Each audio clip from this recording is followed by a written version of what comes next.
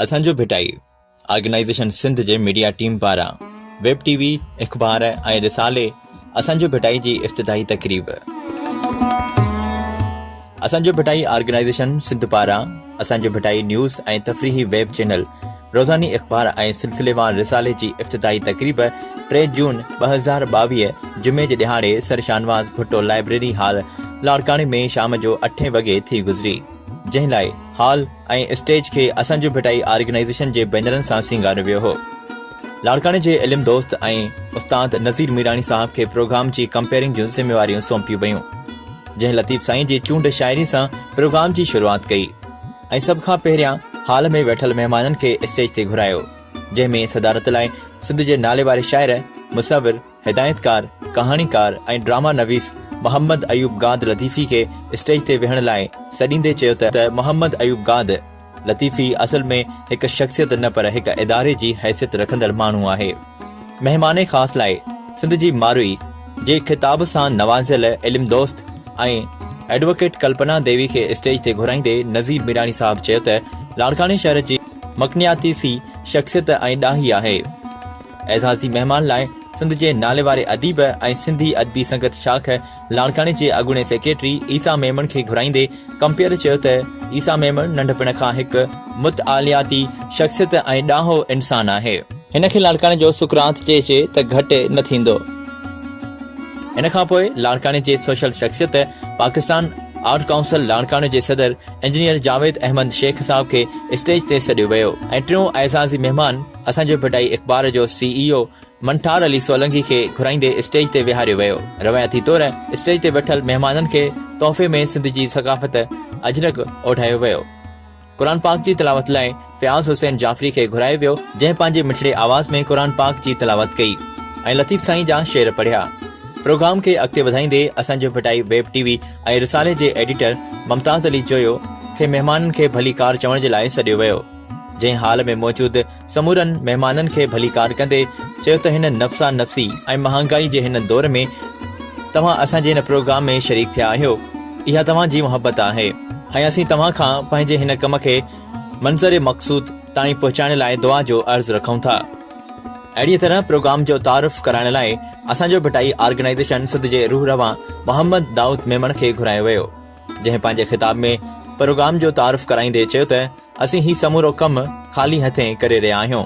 असांजो असुल मक़सदु आहे लतीफ़ साईं जो पैगाम झर झंग पहुचाइणु ऐं असीं चाहियूं था त हिन अणसिहप ऐं वठवठां जे हिन दौर में भिटाई सरकार जो पैगाम खे हर इंसान ताईं पहुचाइजे त जीअं अमन ऐं मुहबत क़ाइमु करे इंसानियत जी बका खे अहमियत ॾिनी वञे। अहिड़ी तरह सिंध जे नाले वारे रागी आशिक़ निज़ामानी खे लतीफ़ साईं जी वाई ॿुधाइण जे लाइ स्टेज ते सॾियो वियो, जंहिं पंहिंजे मिठड़े आवाज़ में लतीफ़ साईं जी वाई झुंगारे समूरे हाल में वेठल माण्हुनि जी दिलि ऐं दिमाग़ खे सुकून पहुचायो।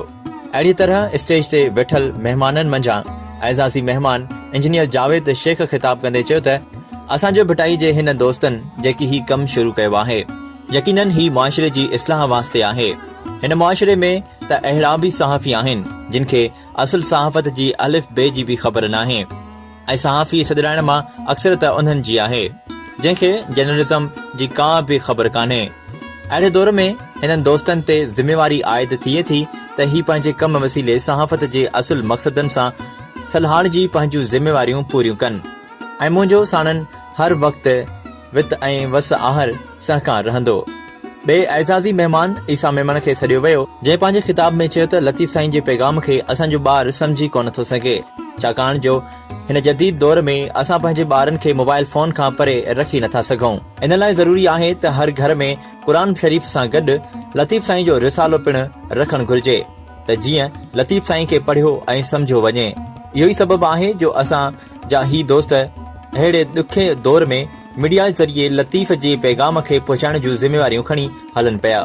महिमान ख़ासि मैडम कल्पना देवी स्टेज ते ख़िताब कंदे चयो त सभ खां पहिरीं त सिंधी हुअण ते मूंखे फ़ख़्रु आहे ऐं मूंखे पंहिंजे तहज़ीब सक़ाफ़त सां प्यार आहे।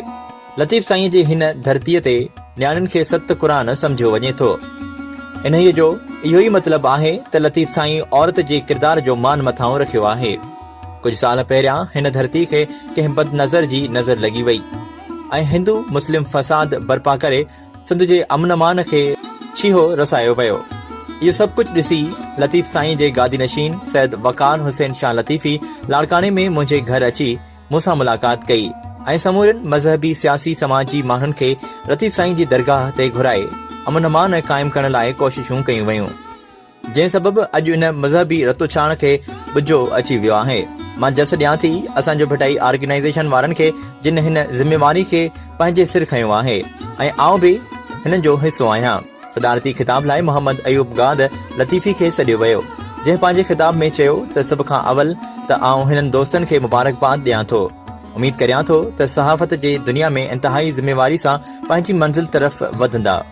लतीफ़ साईं जे रिसाले ते सभ खां पहिरियां हिंदू अदीबन गुरबख्श याणी ऐं कल्याण आडवाणीअ कमु कयो। अॼुकल्ह इन मयार जो कमु तमामु घटि पियो थिए। अॼुकल्ह मीडिया जी सूरत हाल इहा आहे जो लतीफ़ साईं जे कम खे तमामु घटि मञता मिले थी। उन जी भेट में फिल्मी कम खे तमामु घणो पसंदि कयो वञे थो, जेका हिकु अफ़सोस जोगी सूरत हाल आहे। लतीफ़ साईं हर दौर जे इंसान जो रहबर आहे।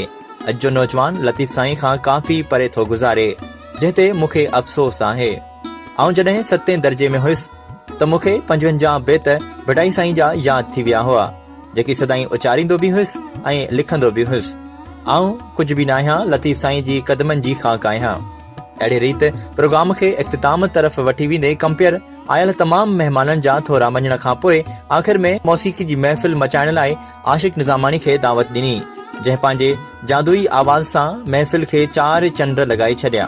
हिन प्रोग्राम में लाड़काने जे मुख़्तलिफ़ सियासी समाजी शख़्सियतनि ऐं अदीबनि शिरकत कई, जिन में सिंध अदबी संगत लाड़काने शाख जो सेक्रेटरी गुलदायो, सरवर सालिम सूमरो, शमसुद्दीन कल्होड़ो, आगा सोहराब अली मीरानी, गदा हुसैन गाद, बरकत गाद, अरबाब खोखर, नदीम अब्बासी, राजा अब्बासी, एजाज हुसैन मेमण, साजिद मेमण, किफ़ायत हुसैन मीरानी, गुडो सूमरो, समीउल्लाह जोयो, अली रोशन शेख, मुश्ताक तुन्यो, डॉक्टर ज़ुल्फ़कार राहूजो, ज़ुल्फ़कार राजपर, तारिक रसूल उन्हर, मंसूर सुहाग, मुश्ताक मेमण, हफ़ीज़ मंगी, इल्ताफ़ कल्होड़ो, लाल हुसैन जोयो, ख़ालिद हुसैन अंसारी, आफ्ताब मीरानी, वली मोहम्मद सारियो, सईद मीरानी, अनवर अली डोमकी, इनायतुल्लाह मीरानी, हबीबुल्लाह मीरानी, मंजूर शाहानी ऐं ॿिया शामिल हुआ।